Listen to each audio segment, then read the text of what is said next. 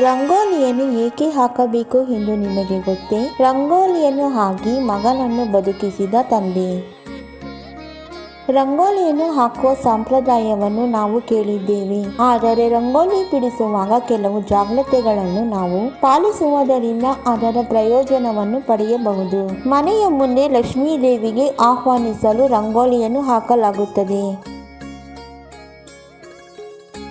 ರಂಗೋಲಿಯನ್ನು ನಾನಾ ಹೆಸರುಗಳಿಂದ ಕರೆಯಲಾಗುತ್ತದೆ. ಮನೆಯಲ್ಲಿರುವ ಪೂಜಾ ಮಂದಿರದ ಹತ್ತಿರ, ತುಳಸಿ ಗಿಡದ ಹತ್ತಿರ, ಮನೆಯ ಹೊಸ್ತಿಲಿನ ಮುಂದೆ ಅಕ್ಕಿ ಹಿಟ್ಟಿನಿಂದ ತಯಾರಿಸಿದ ಹಿಟ್ಟಿನಿಂದ ರಂಗೋಲಿಯನ್ನು ಹಾಕುವ ಸಂಪ್ರದಾಯವಿದೆ.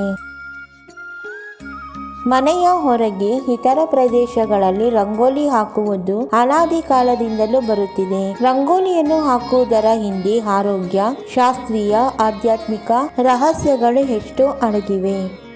ರಂಗೋಲಿಯನ್ನು ಹಾಕಲು ವೈಜ್ಞಾನಿಕ ಕಾರಣಗಳು ಇವೆ. ಹೆಂಗಸರು ರಂಗೋಲಿಯನ್ನು ಬಗ್ಗಿ ಹಾಕುವುದರಿಂದ ವ್ಯಾಯಾಮ ಆಗುವುದರಿಂದ ಅವರಿಗೆ ಆರೋಗ್ಯ ಸಮಸ್ಯೆಗಳು ತಲೆದೂರುವುದಿಲ್ಲ.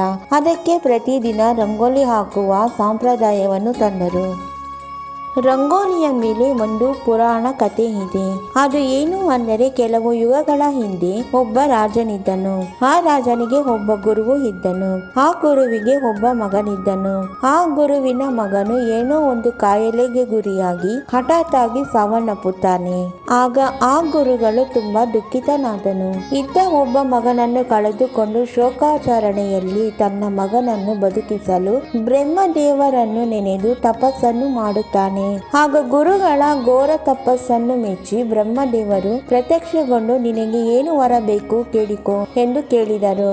ಆಗ ಆ ಗುರುವು ತನ್ನ ಮಗನನ್ನು ಬದುಕಿಸಲು ಕೋರುತ್ತಾನೆ. ಆಗ ಬ್ರಹ್ಮದೇವರು ಗುರುಗಳಿಗೆ ಹೀಗೆ ಹೇಳುತ್ತಾನೆ, ನಿನ್ನ ಸಮೇತ ರಾಜ್ಯದ ಪ್ರಜೆಗಳೆಲ್ಲರೂ ತಮ್ಮ ಮನೆಯ ಬಾಗಿಲ ಮುಂದೆ ಕಸವನ್ನು ಗುಡಿಸಿ ನೀರು ಹಾಕಿ ಶುಭ್ರಗೊಳಿಸಿ ನಂತರ ಎಲ್ಲರೂ ರಂಗೋಲಿಯನ್ನು ಹಾಕಬೇಕು ಎಂದು ಹೇಳುತ್ತಾನೆ. ಆಗ ಗುರುಗಳು ಬಂದು ಎಲ್ಲವನ್ನು ತಮ್ಮ ರಾಜನಿಗೆ ವಿವರಿಸುತ್ತಾನೆ.